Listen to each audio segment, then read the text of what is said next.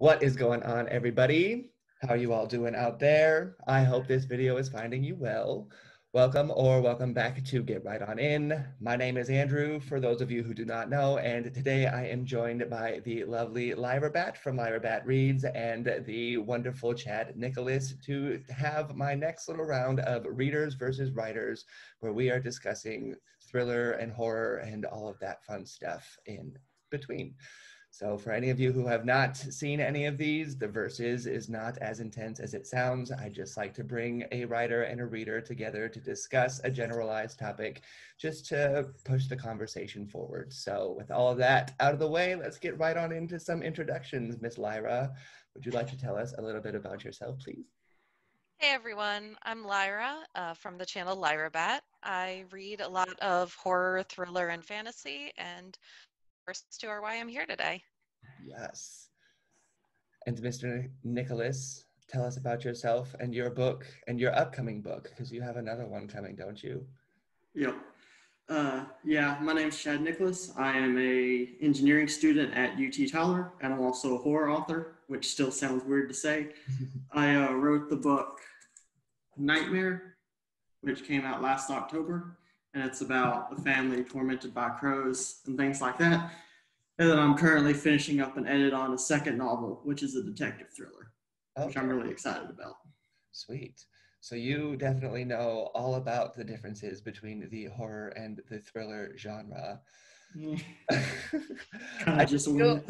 I feel like it's clumped together too much. Like it's like sci-fi and fantasy to me, and it really bothers me because I just think that they're so distinct from each other, but they just are not marketed that way. But what would you two classify as horror, and what would you then classify as thriller? Like, what makes up the difference in both of your opinions?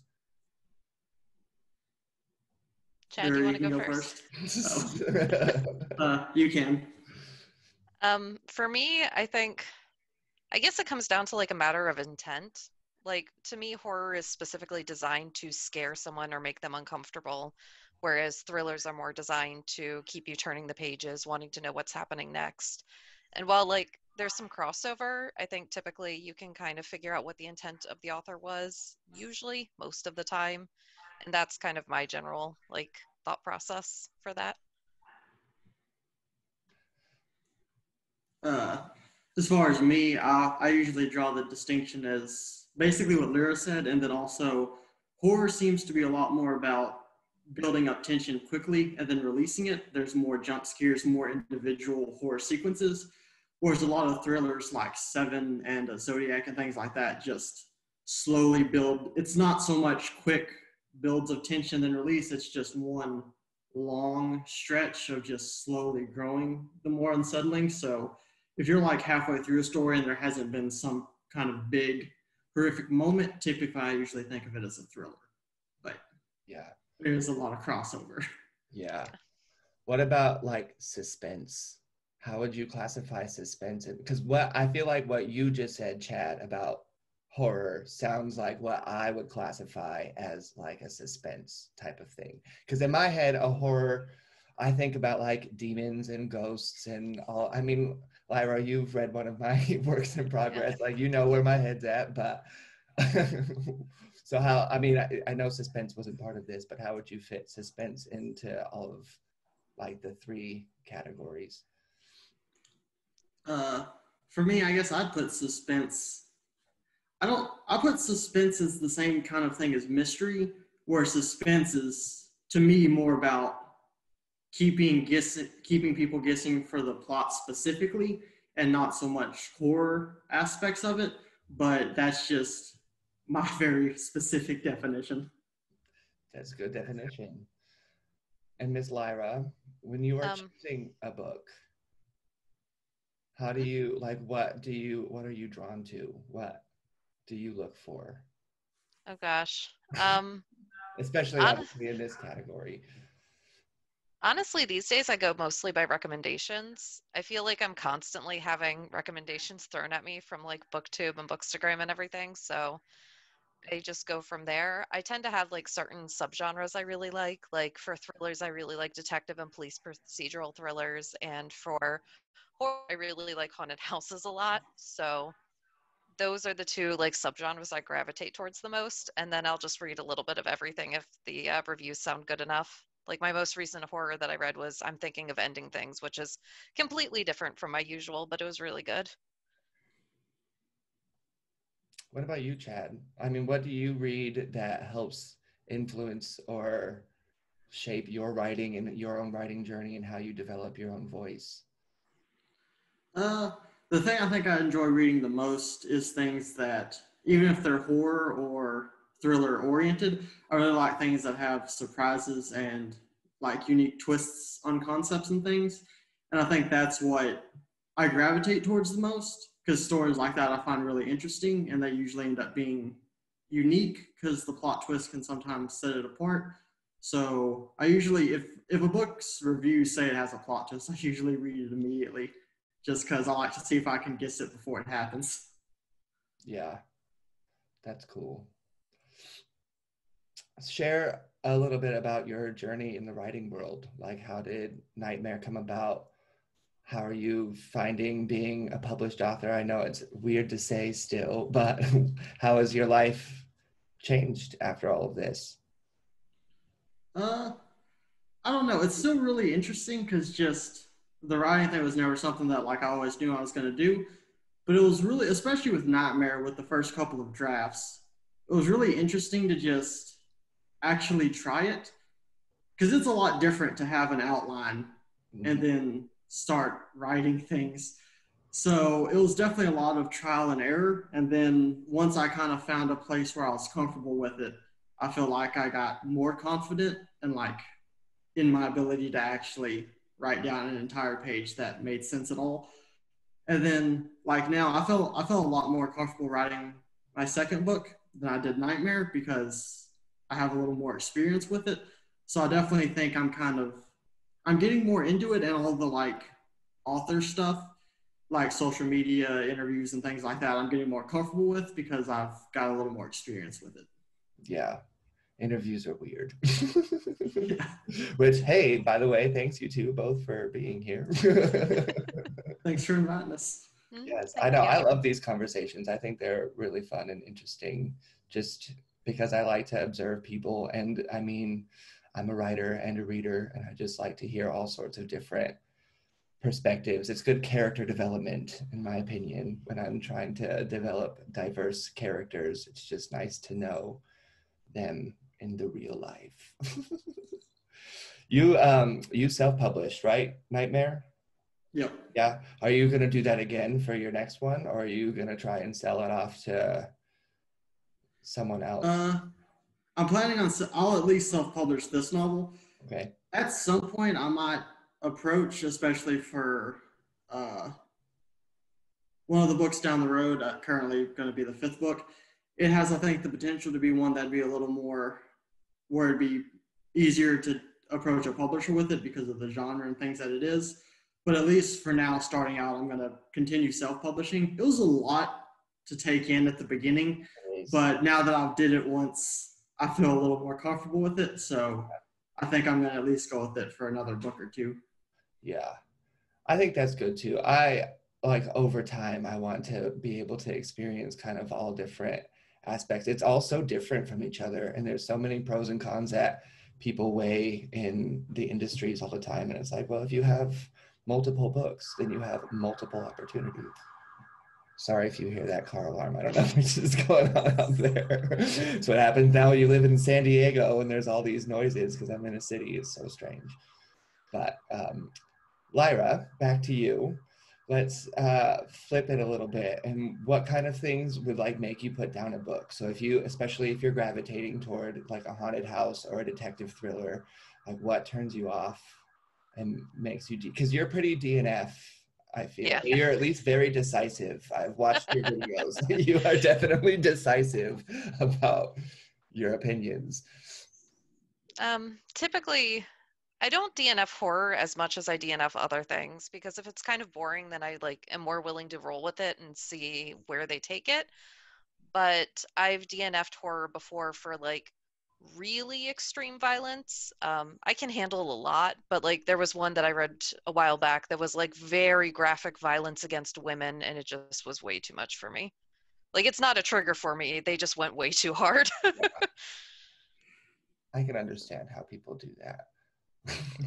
I mean, because sometimes I think that's one of my issues in horror as well, is like the gore factor sometimes. I think that I watch more horror than I read, because sometimes I have a hard time getting into horror books, but I don't like, I mean, just the unnecessary gore or whatever. I'm more interested in like the storyline and the psychological aspect Yeah. of it. Like I'm still to this day traumatized by Paranormal Activity.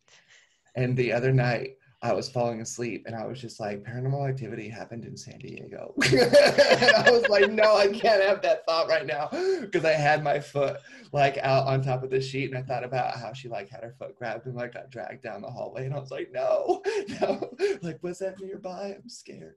Because I don't know, horror really freaks me out, I guess. Same. It really freaks me out a lot. And sometimes I feel like I carry trauma from things that just never really happen because I just have such an active imagination as it is.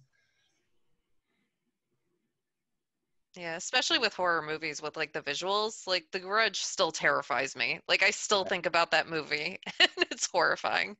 That's why I read a lot of horror, because I can handle it a little bit easier. Like my mind still conjures up a lot of scary imagery, but it's less But it it's so doesn't much stick more in the brain for as long. descriptive. It's so much more descriptive in text though. So I just It's like, you true. can really immerse and like live, if it's done well, Yeah. obviously, you know what I mean? Like, because it cannot be done well at the same time. But that's to be said for any book of any genre. But I feel like that's where I sometimes struggle with horror as well, is that I'm just not interested at all because it's not done well, or I'm just too scared. Yeah. So it's hard for me to find a balance in that aspect. But what about you, Chad? Like what turns you away, or like what do you consciously try to not put into your own work? I completely agree about the excessive gore thing, which, I mean, I have violence in both Nightmare and the new book I'm writing, but if the violence is there to be disturbing and the point is that it's disturbing, I'm cool with it. But if it's one of those where it's just extremely excessive for no reason, that can kind of get like if the excessive gore replaces the horror and that's what it's supposed to be scary, I really don't. That's kind of why, like, I don't think a horror movie has to be rated R, like a lot of people do, because R just means you can add more blood and stuff. And you like movies like A Quiet Place and did a really good job of really giving horror aspects. And there was basically no blood or gore in that movie. But from like the first 2 minutes it established, it was more of a threatening horror movie than a lot of them. So I'm the same way if it's got excessive gore or a lot of other things that horror kind of, because horror usually is considered more adult and more of an R rating. I feel like a lot of times they lean into a lot of aspects that they really shouldn't, and they should kind of pull back and focus on the tension instead of, hey, this guy got his leg cut off. It's gross. Look at it. Yeah, I definitely agree. And I also find just in the rating system world that I usually enjoy PG-13 movies more than the R-rated horror movies, just because there's still some of those restrictions that they can't, like, it doesn't need to just be too crazy. Like, And it makes them work harder. Yeah, yeah. Yeah, but yeah, I was just gonna say, just The Grudge. If that was an R-rated movie, they would have overdone all of it. Like, they would have way gone overboard with all of it, and they totally would have ruined it. Kind of like how I feel with like 30 Days of Night. I don't know if you've seen that movie, but I just felt like that was a little excessive on like the blood stuff sometimes in that one. But I also haven't seen the graphic novel, so that could have just been true to text in that regard. Which Jaws is still, in my opinion, one of the scariest movies ever made, and it's PG. I'm not sure how it's PG, but it's somehow PG. I just went to a surf museum the other day, and they have, if you've ever heard of Bethany Hamilton, that like 13-year-old girl who got attacked, so they have her surfboard, And so you can see like the actual shark bite. And I'm just like, oh my God, like, ugh. I've lived by the ocean now for 10, 15 years of my life, and I still just like it better from the beach side and not the ocean side because it scares me so much. It's a wide and vast thing. Yeah. I feel like I had a question and I forgot. Do either of you have any questions or anything in particular that you wanted to talk about?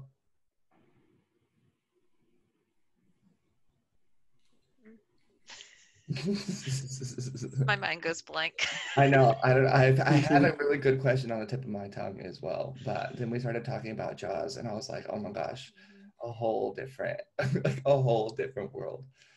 But I mean, Lyrra, would you like to give any recommendations for some of your favorite books?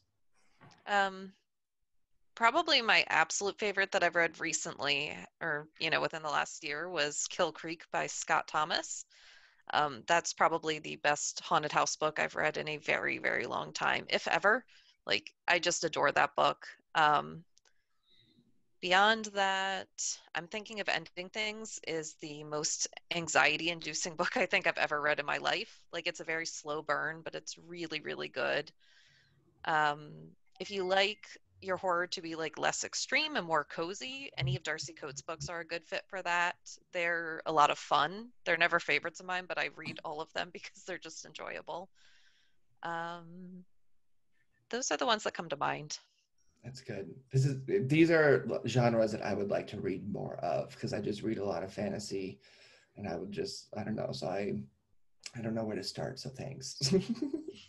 What about you, Chad? What are some of your favorite reads? I read it last year, or I guess part of the year before, and then some last year. It was really long. It is. The 1,100 pages was rough, Yes. but I really liked it when I ended up finishing it. I really like Shutter Island. It's a thriller, and I think it's got a great story and foreshadowing. I haven't read Kill Creek, but I've heard a lot of people say it's really good, and I've been wanting to read a haunted house one, so I'll check it out.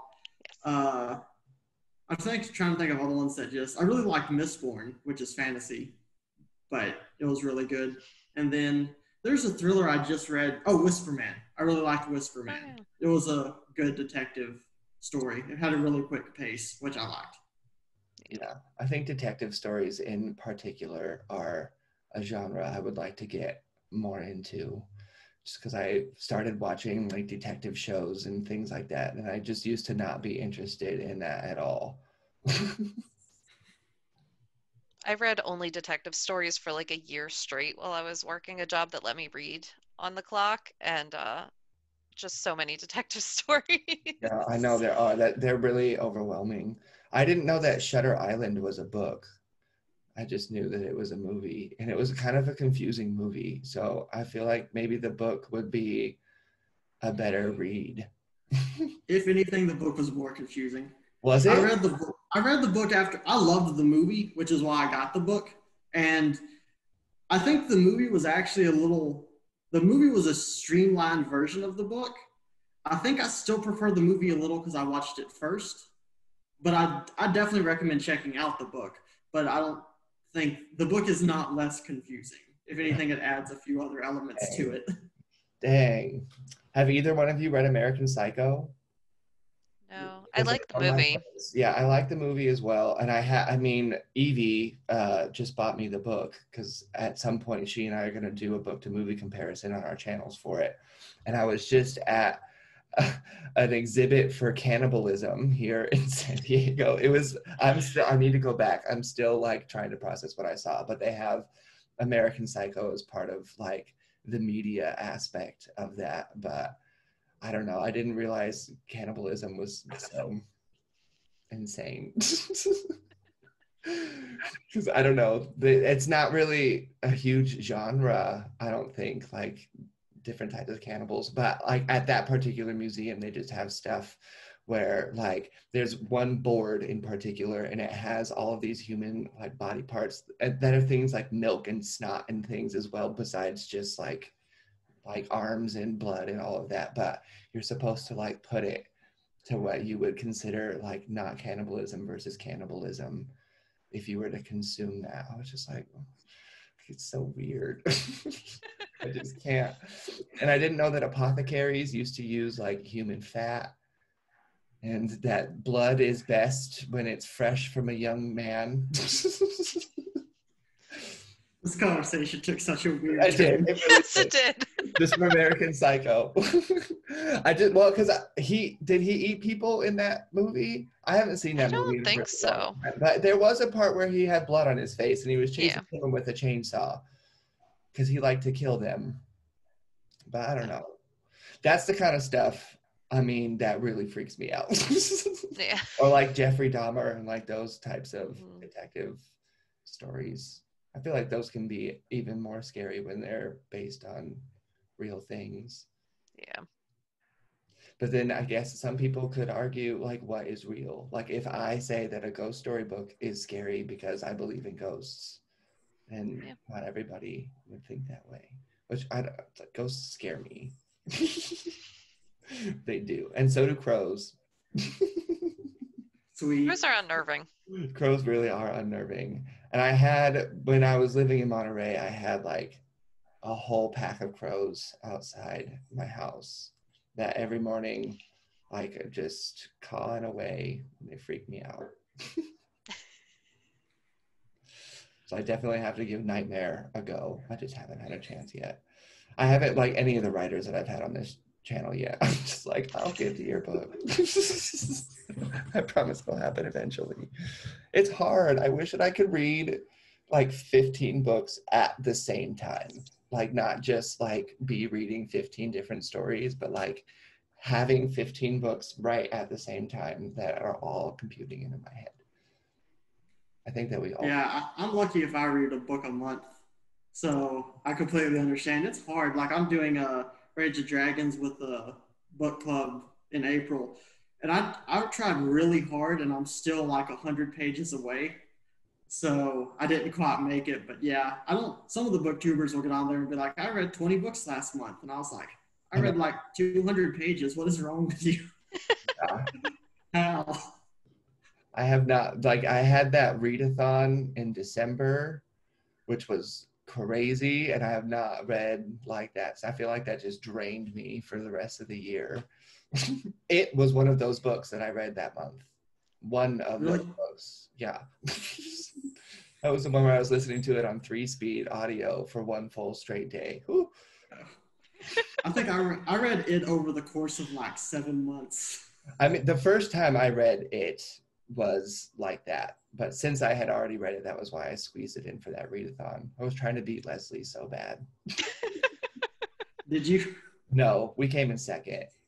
Lyrra, you were in that. You were on Snow Misers. Yes. You were with the winning team, according to your caption. Exactly. Yes. That was a fun readathon. That was a really fun. That was my first readathon. I've never done one of those before. I've done plenty of write-a-thons, but never a readathon.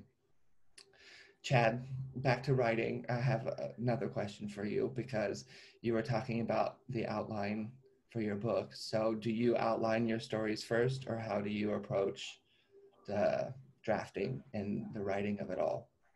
Production. I'm definitely, because a lot of people say, you know, there's two types. There's the ones who kind of vague outline, then start writing, and then there's the ones who plan everything.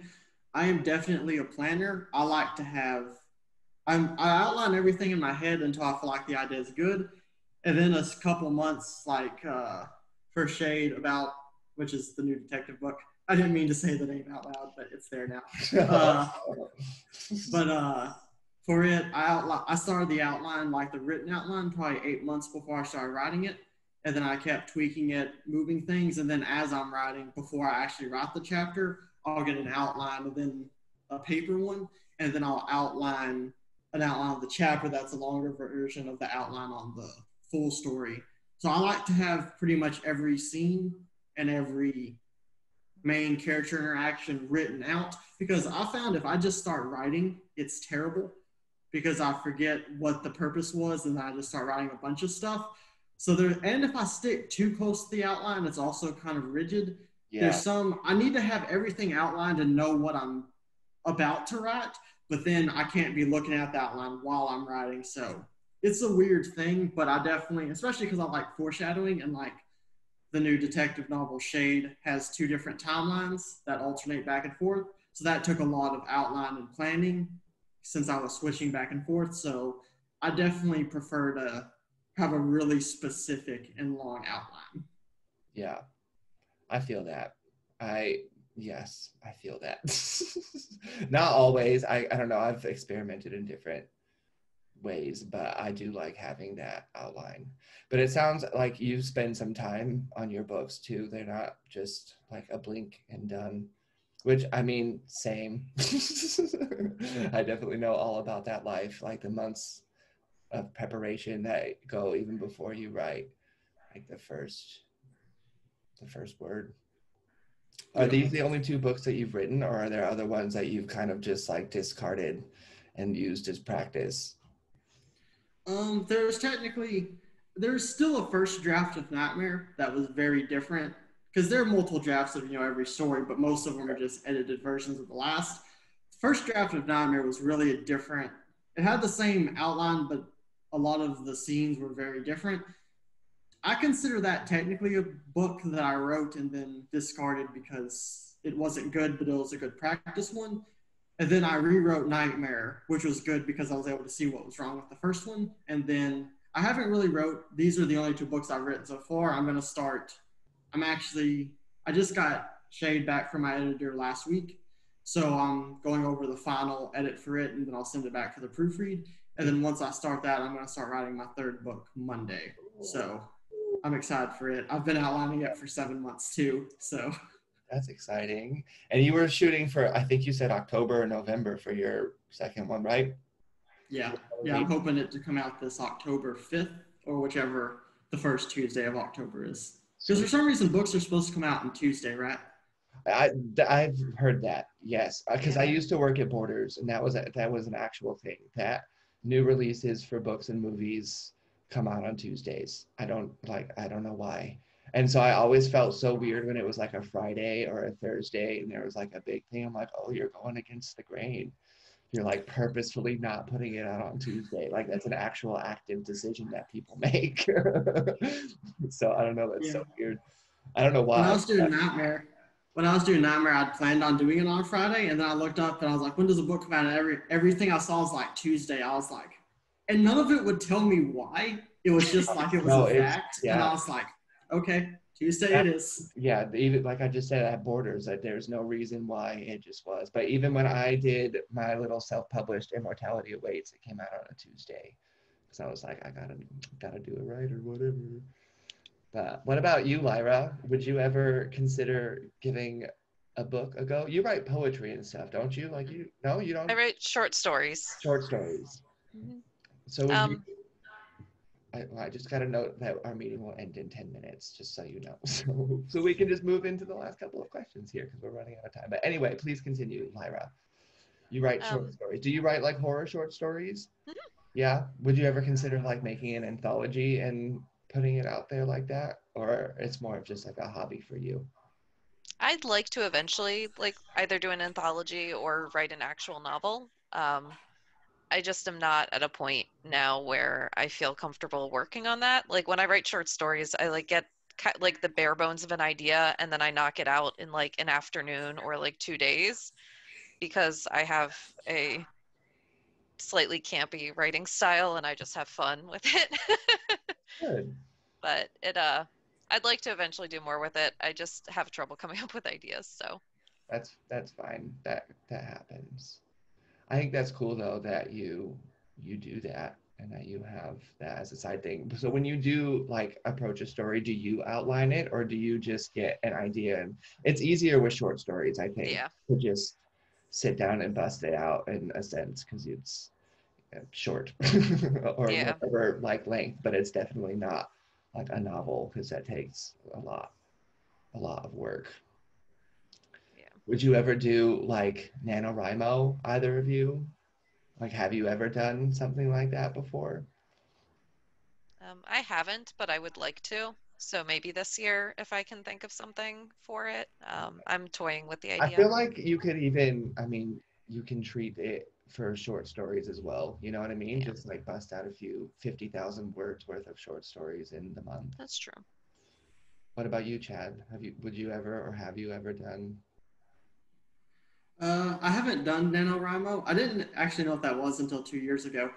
But I debated it last year, but I kind of treat summers as my writing months because I don't have school. I have more free time. I can write a lot.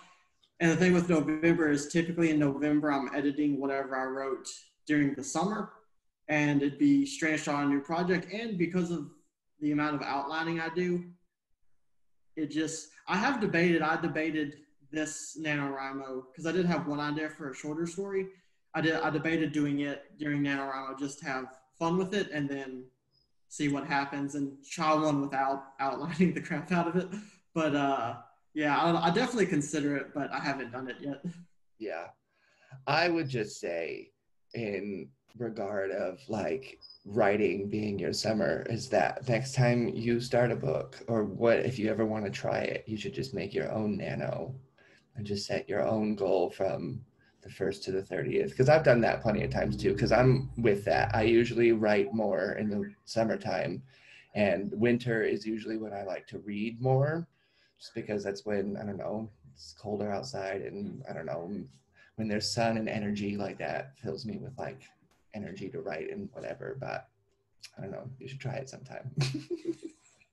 It's hard, like especially the first. I did nano the first time in 2012, and I've done it 4 times. This last year, I did a whole thing on my channel for it. Like I created the story just like out of scratch from a random generator giving me a genre, and I just like built it from there, and it was really interesting.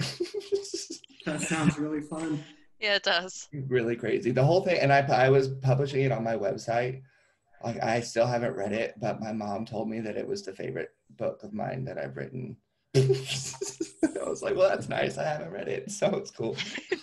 I'm gonna try to revisit it soon because there were a couple people that did it with me, and they're like, well, so how do I edit my book now? Like this book that I wrote, because I was doing like my little tips and writing prompts and whatever. So now it's been 6 months, because I think it's good to have time between drafts as well, so you can like space away from how fresh it is and come to it with eyes that are yours, but not like I just wrote this and it's the best thing. Like after you've had that space away, it's easier to find the faults.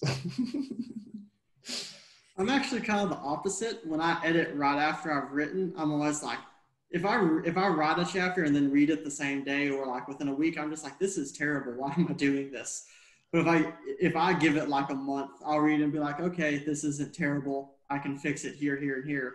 But if I edit within a week after writing something, I just feel like deleting the whole thing. Yeah. Yeah. I feel like that very frequently all the time, but such is life. But anywho, we are coming here on the last couple of minutes before my meeting time runs up on this Zoom. So any closing thoughts from either of you? Besides just thanks for being here. Yeah, thank you so much for inviting us. This was a lot of fun. Yeah, I love these Yeah, conversations. it And I love was. hearing more about your process for writing, Chad. I mean, Nightmare's still on my list, my TBR that's ever growing. And I'll get to it eventually. And Lyrra, I want to read some of your short stories sometimes too. You pop One in of the these little days. writer chat every so often on Shell Space. I see you. I see you. All